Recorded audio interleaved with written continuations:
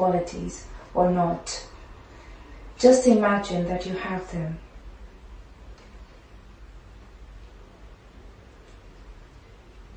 See in your mind yourself having them and work through them steadily, playfully and slowly.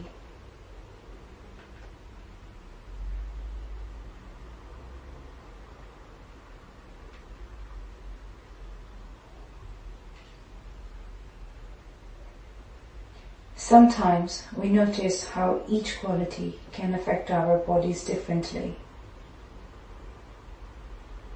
Remember that you may just get glimmers of things because your mind wanders and you can't really focus.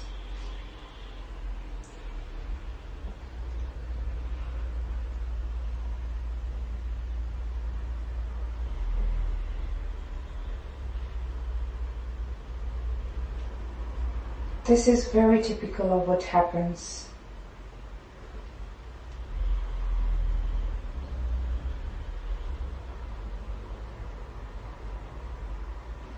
Just like if we were trying to play a piano, we would use all fingers and thumbs to start with.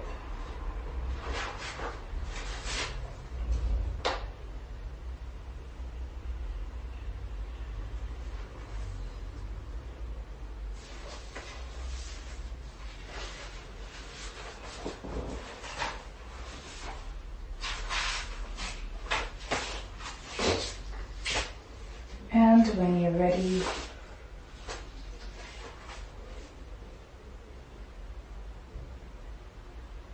you can come back.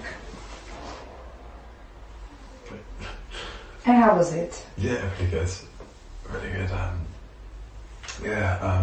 were the feelings in that exercise? Was it helpful that you were feeling compassionate towards yourself? And I said, imagine yourself. Yeah. Warmth, wisdom. Yeah, it's something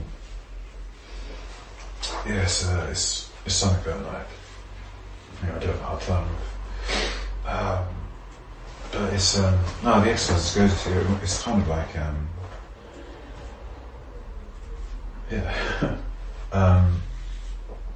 it's like when like I think I have strength and wisdom and I just like I do kind of like look for excuses not to.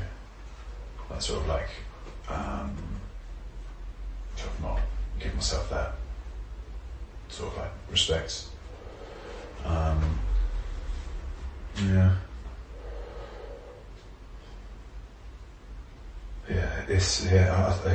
quite struggle with the unconditional side of things still, I think. Mm-hmm. It's getting there, it's got better to be honest lately. But it is something I do like. Yeah, it's something I do like, I think. Mm-hmm.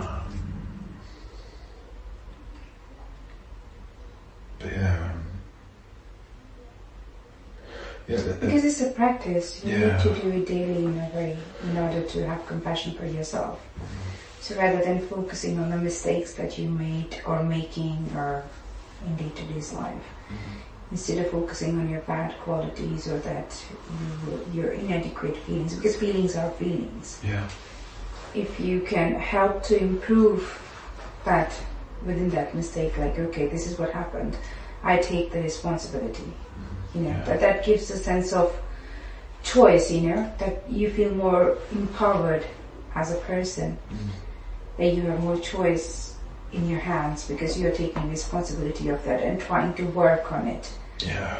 And working on something, it needs practice. It's quite difficult, but it needs practice the same way we are doing this. The exercises, that needs practice. And after many sessions, we are at that point where you are able to understand your unhealthy beliefs and understand that how you can integrate healthy beliefs into your life and improve your life. Yeah. And you find it quite helpful, which is really nice. And what we can do is that you have done zigzag exercise last session, right? Yeah.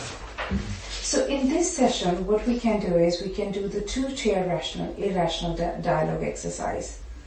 And this is based on the same principle as the zigzag form. It helps you to engage in a dialogue between your irrational and rational beliefs. So like if their unhealthy belief is saying you're not good enough, then you are challenging that by saying, no, I am good enough. I'm a fallible human being, the way we practice the zigzag. Yeah. And then again, your unhealthy is attacking, saying, okay, you remember you have made this mistake in your life, and that proves that you are not a fallible human being. You are a worthless human being. So then you are again challenging with your another thought, saying, no, I have done, like I have taken responsibility in many sections. So unless you are convinced, it's your therapy, it's your goal and activating event that we are talking about. So until you're not convinced, and your rate of conviction is not high, so keep on doing that dialogues in that 2-chair technique, and it would be done verbally. And what you will do is, the purpose of this exercise is to strengthen the rational belief by attacking the irrational arguments with rational rebuttals, the same way we did in zigzag. And you would be required to occupy one chair when verbalizing the irrational arguments, and then another chair when rebuttaling the irrational arguments with rationality. Okay. And the more emotive in advocating the rational belief, the more effective it would be in strengthening the rational belief. And rate of conviction is ascertained as a percentage at the start and then at the end, as like similar to zigzag. Okay. And what we will do is, I will leave this chair, so you have 2 chairs in order to do that rebuttals. Okay. So this is your unhealthy chair, Okay. and that's your healthy chair, where you're thinking healthily, and this is unhealthy thinking. All that belief that we talked about, unhealthy beliefs and things that you had problems with. You can talk over here, but let's start with that healthy, because it has to be started with. And whatever you're going to talk about, like the way we are doing this goal, which is you feel uncomfortable in the situations, right? Okay. So that's what you will start with the goal, saying that however the beliefs we did on zigzag the first time. Okay. So we can do that. Yeah. So I'll make a space for you here. Okay. So that's the healthy chair, that's the unhealthy chair. Awesome. Okay. Alright. Cool. So you need the help of your zigzag form, you can take it. Yeah, I think I should work on. I guess it's. Your goal is to not feel uncomfortable, so I think that will be the best appropriate thing. Yeah. I know there are other problems as well, but it would be nice if we focus on one problem, so you know that how and what is the process like, so in future you can solve another problems on your own. Okay. And if we have more time, what I would like to do is, I would like to use the rational emotive imagery technique on that your panic attack in underground. So Yeah. that would be helpful for you to see that how what's the unhealthy beliefs you are getting in that time. Oh, like imagine being there. Yeah, so that we will do afterwards if we have time, Yeah. or else we will do that in the next session. Okay. But let's just start this Yeah. technique, which is 2-chair. Yeah, I guess I'd start with So this is your healthy cap. yeah. Okay. So nowadays I'm a big So what is the rate of conviction that what you're going to discuss? Yeah, I think that if I discuss my sort of comfortable with myself level, I'd probably say maybe 80%. I think 80%. pretty good. Okay. Yeah. So until you don't get that 100%, just keep on doing that. Okay. That will be good. So Yeah, with yourself. Yeah. No, Okay. from healthy. That is your healthy. okay. Let's start with from there. That will be nice Okay. because you're thinking healthily. So you will start with that. Okay.